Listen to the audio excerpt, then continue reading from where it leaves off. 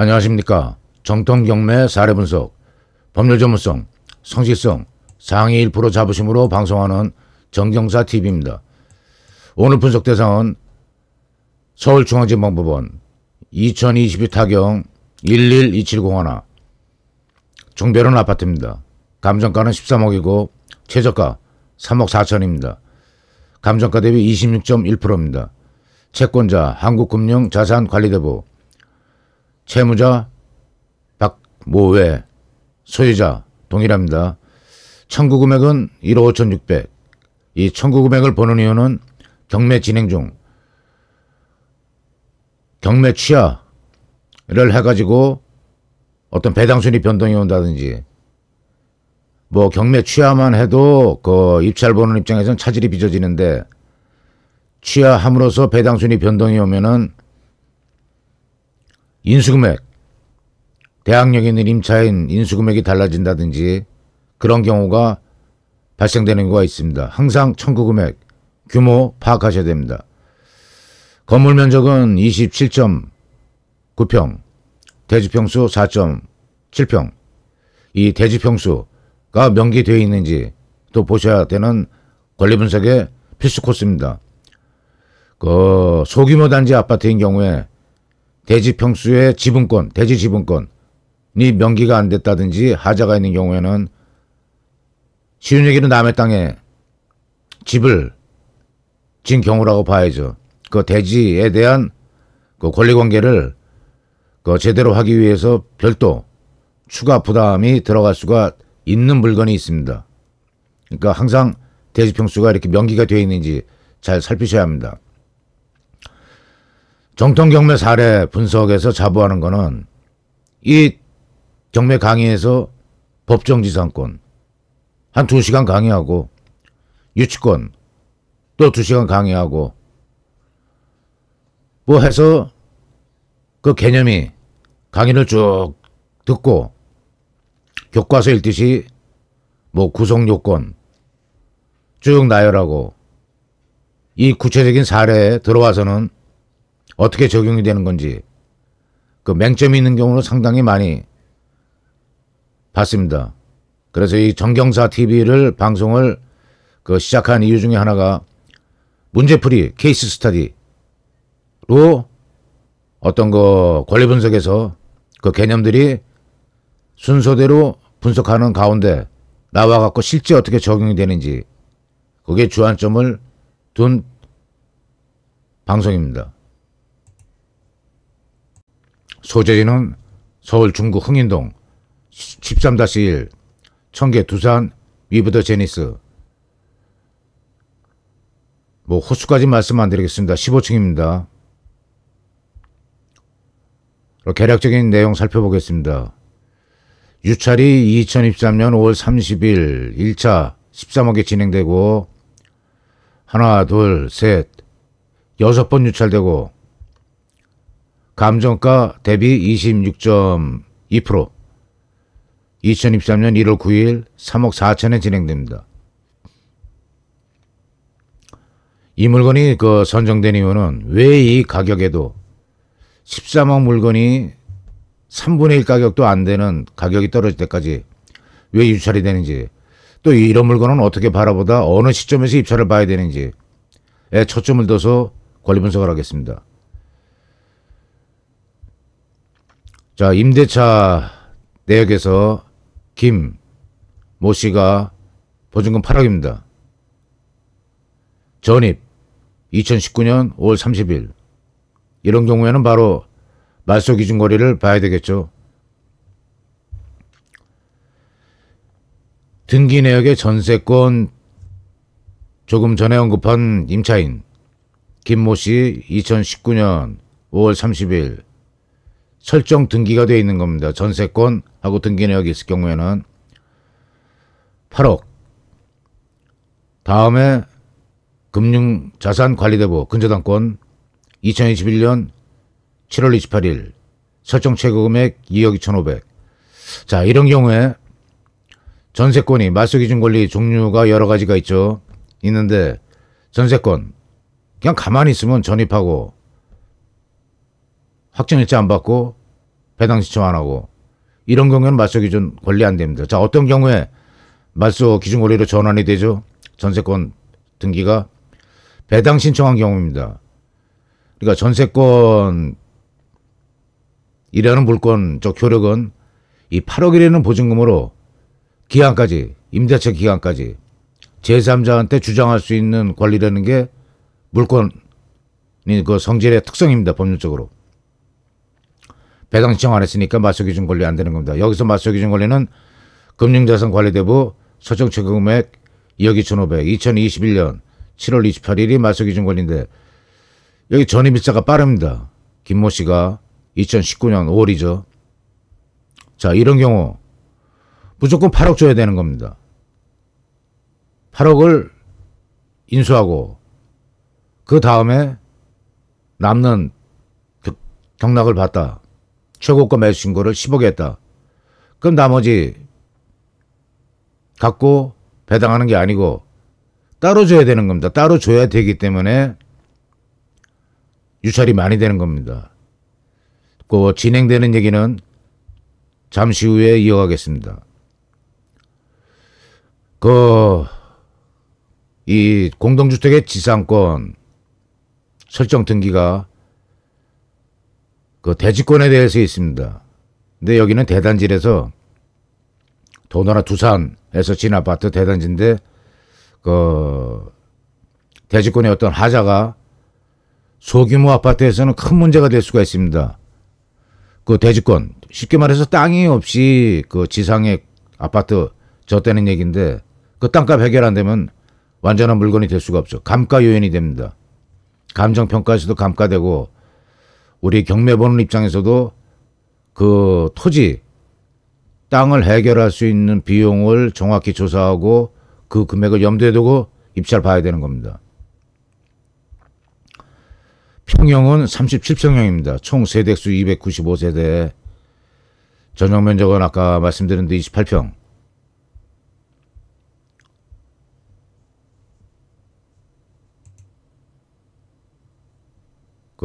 일단은 그 실거래가하고 낙찰가를 한번 살펴보겠습니다.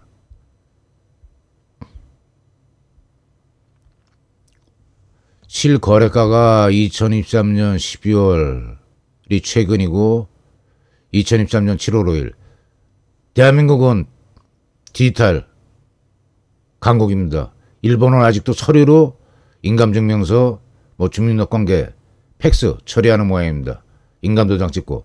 도장 찍는데 미련이 많은 민족이죠. 우리나라는 거의 아파트 실거래가라든지 낙찰가 추이 분석, 예상 낙찰가 분석 이런 데이터로 전부 해결이 되고 있습니다. 여기서 하나 짚고 넘어가야 될 게 유일하게 디지털 작업을 거부하고 있는 분야가 법원 경매인 것 같습니다. 법원 경매는 가서 서류를 써내고 서류를 열람하고 서류 봐야 되고 보수적인 분야라고 보시면 틀림없습니다. 그러니까 열심히 쫓아다니면서 물건 명세서도 보고 경매 기록도 보고 해야 정확한 매수 가격이 나옵니다. 내가 10억에 샀는데 보니까 이렇게 8억을 따로 줘야 된다? 그럼 18억에 산 거죠. 따로 줘야 되는 돈이 8억이나 되니까 이 판단은 잘 하셔야 됩니다. 최고 낙찰가 추이 평균율은 81%, 80%. 그리고 거래 금액은 유사한 게 16억, 14억 이 정도로 나와 있네요. 본건에서는 선순위 전세권자가 있기 때문에 큰 의미가 없습니다. 자, 다음으로 일단 경매 권리 분석에서 루틴입니다. 루틴. 꼭 거쳐야 될 순서. 이거를 필요 없지 않나. 2분에 끝내는 권리 분석, 3분에 끝내는 권리 분석. 유튜브 쇼츠로 낚시, 어그로, 조회수 올리기 위한 그런 유형의 유튜브 현혹되지 마십시오. 다 봐야 됩니다. 순서대로. 자, 이 현황조사서의 소재지 다산로 46길 17 15층 청계천 두산 위브더 제니스 임차인 점유 임차인이 살고 있다. 점유관계가 명확합니다. 본건에서는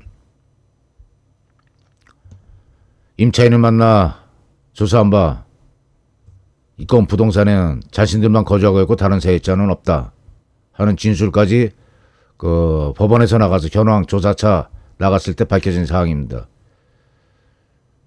전입일자 2019년 5월 30일 김모씨 임차인 간단하게 기록됐습니다. 자, 다음 순서대로 물건 명세서 보겠습니다.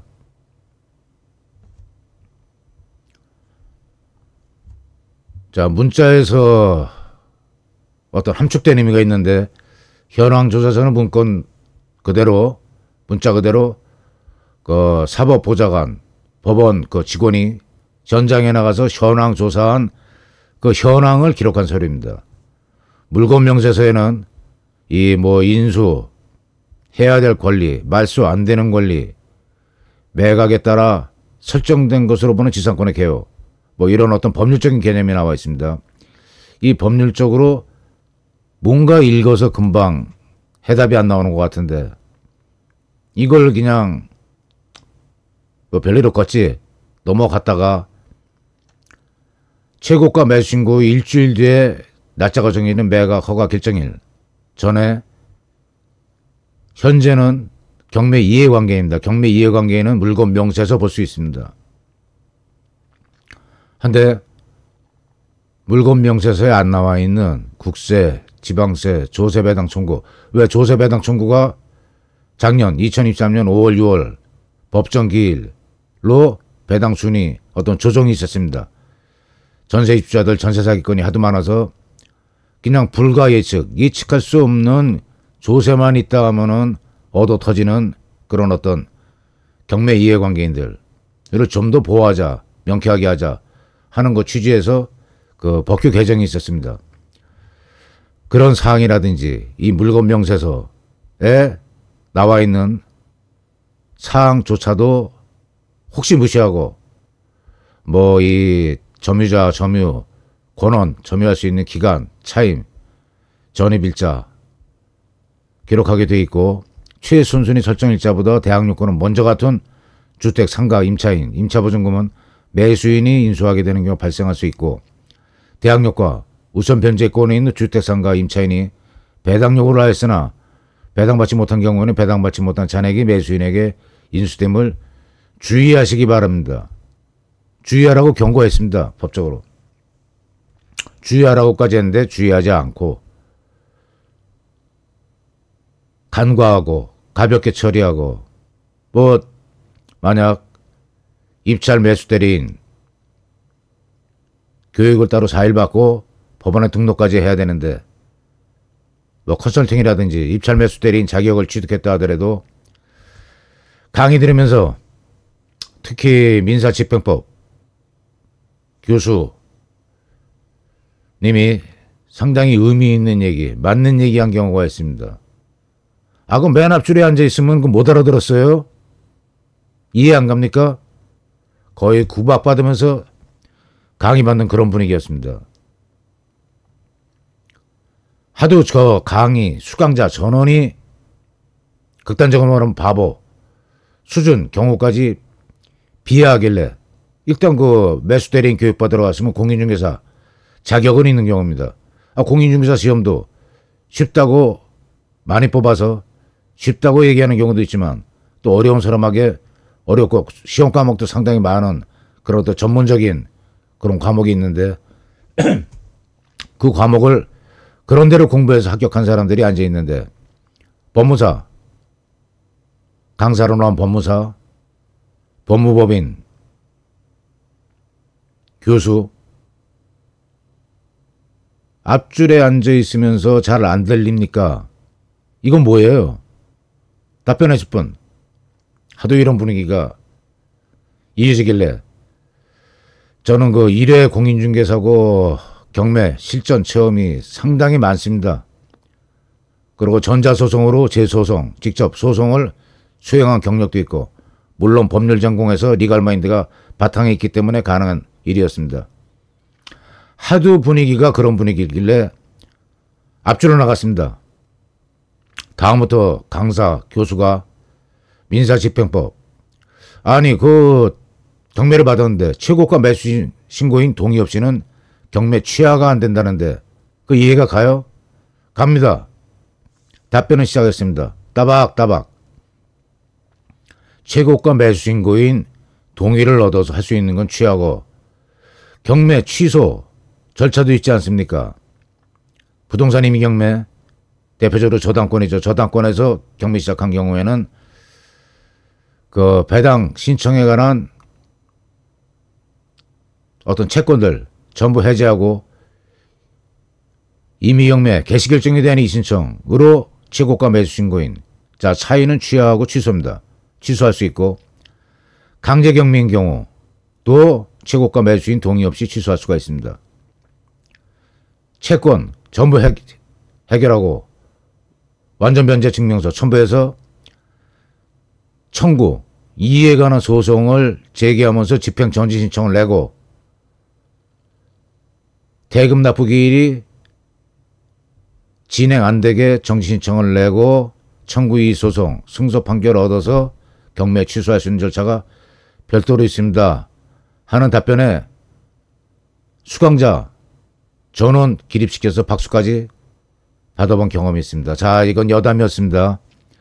이 물건 명세서에 있는 법률사항 무시하면 안 된다는 얘기, 그리고 매각 허가 결정일, 최고가 매수 신고 일주일 뒤에 잡히는, 그 전에 이 물건 명세서 말고 이해관계인에서 최고가 매수 신고인은 물건 명세서 외에 경매 기록을 열람할 수 있는 법에서 인정한 권리자가 되는 겁니다.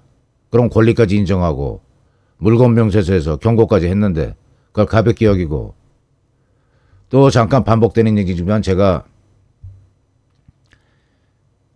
15년 이상 지난 얘기입니다. 남이섬에 경남관광 옆에 주차장 부지가 나와서 경락을 받고, 야 시세조사 보니까 3분의 1 정도 가격으로 받은 것 같. 그러니 뭐 주위에서 큰돈 벌었다고 축하하고 제 자신도 기분이 업될 대로 업돼서 술 사고 남의 물건 경락받고 술 사고 술 먹고 그랬었습니다. 경락장군 기일날 가보니까 경매 취하됐다고 그럽니다. 소유자 채무자도 경매를 당했을 때 재정적으로 애로사항 있어서 경매가 진행됐지만 낙찰자가 대금 납부 전까지는 얼마든지 자기 채권 해결하고 경매 취소할 수 있는 권리가 주어집니다. 자, 물건 명세서에 관한 얘기 여기서 지나가겠습니다. 자, 한번 위치를 한번 보겠습니다. 뭐 흥인동이지만 대로에 접해 있고, 요새는 이렇게 현장 안 가봐도 로드뷰로 보면은 뭐 현장 간 거만큼은 아니겠지만은 충분히 이 주위 여건은 파악할 수 있는 그런 좋은 세상입니다.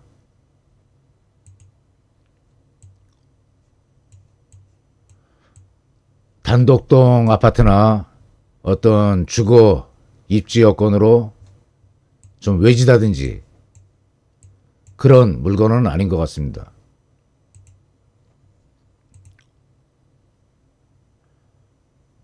자, 한번 필수 코스입니다.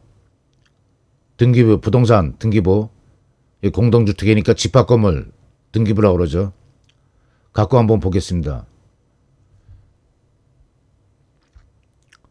등기부에는 지금 현재 등기부를 보는 이유는 가등기, 가압류, 그러니까 말소 기준 권리보다 앞서갖고 경매를 받는데 이거 말소 안 되네. 돈 내면은 말소가 돼야 되는 겁니다. 말소 안 되는 권리 파악하기 위해서 등기부 열람합니다. 자, 이 물건의 결론은 내리겠습니다. 왜 이렇게 유찰이 많이 됐고 언제까지 기다렸다가 입찰을 봐야 되는지. 이 지금 선순위 전세권 설정 등기까지 한 세입자 김모 씨가 배당 신청을 안 했기 때문에 그대로 전입만 했습니다. 확정일지 안 받고 배당 신청 기일이, 배당 신청 기일도 아까 초반에 말씀드렸지만 그 배당 종기일 2023년 3월 3일까지 배당 신청하는 배당 신청으로서 효력이 발생이 안 됩니다. 배당 신청 안 했지, 확정일자 안 받았지, 전입 일자만 있고 전세권 설정 등기했지. 이 사람은 그냥 8억에 내가 살겠다. 대세적 권리라고 합니다. 대세적. 세상에 제3자 누구에게도 주장할 수 있는 권리. 그게 이제 민법상 물권입니다. 그러면은 입찰을 보는 사람 입장에서는 어떤 그 개념으로 봐야 되느냐. 8억 따로 줘야 됩니다. 자, 감정가 13억입니다. 그럼 현재 2024년 1월 9일 며칠 안 남았죠. 3억 4천에 야 그냥 뭐 경쟁자가 어쩐지 없더라. 3억 4천에 샀습니다. 8억 더 해야 됩니다.